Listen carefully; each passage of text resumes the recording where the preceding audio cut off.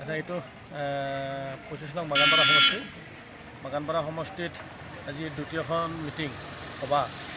তো ইয়াত আমি সভাৰ যিটো সমাগম দেখিছোঁ এইটো আমাৰ UPPL দলৰ প্ৰাৰ্থী কাতিৰাম বড়ো ডাঙৰীয়া জয়ী যে নিশ্চিত আজিৰ এই সভাবিলাকে আমাক স্পষ্টকৈ বুজাই দিছে ইয়াত এইবাৰৰ ইলেকশ্যনত কাতিৰাম বড়ো ডাঙৰীয়াৰ হাতত যে চব ধাৰাসায়ী হ'ব ইয়াত নিশ্চিত ইয়াত আগৰ MCLA গৰাকী আছিলে ফানবাই ফলিন্দ্ৰ বসুমতাৰী BPFৰ আছিল তো যোৱা 5টা বছৰ একেবাৰে অকৰ্মণ্যতাৰ দ্বাৰা থাকি আৰু কিছুমান মাজে সময়ে পাগলৰ দৰে প্ৰলভ বকি সমষ্টিবাসীক লজ্জানত কৰিছে আৰু উন্নয়নৰ ফালপো একেবাৰে শোচনীয় অৱস্থাত ৰাখিছে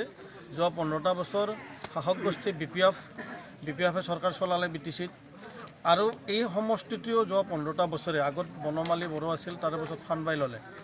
গতিকে এই সমষ্টিত একেবাৰে অনুন্নত কৰি ৰাখিছে ৰাস্তা ঘাটৰ অৱস্থা বেয়া দৰিদ্ৰসকলৰ কোনো সংস্থাপন নাই এনৰেগাৰ কামত দুৰ্নীতি হৈছে আপোনাৰ এই বিধৱা পেঞ্চন বৃদ্ধ পেঞ্চন আয়ুৱা ঘৰত দুৰ্নীতি হৈছে গতিকে দৰিদ্ৰসকলৰ যিখিনি দৰিদ্ৰ নিৰ্মূল কৰাৰ কাৰণে যিখিনি চৰকাৰী পদক্ষেপ চৰকাৰৰ আঁচনি গোটেইবিলাক লুটপাট কৰি চলাইছে সেই আগৰ MCLA কৰোড়পতি এই আগৰ MCLA গৰাকী গতিকে কেতিয়া কি বকি দিয়ে একেবাৰে কথাৰ কোনো ঠান ঠিকনা নাই মানে সমষ্টিবাসীকে লজ্জানত কৰাইছে গতিকে আমি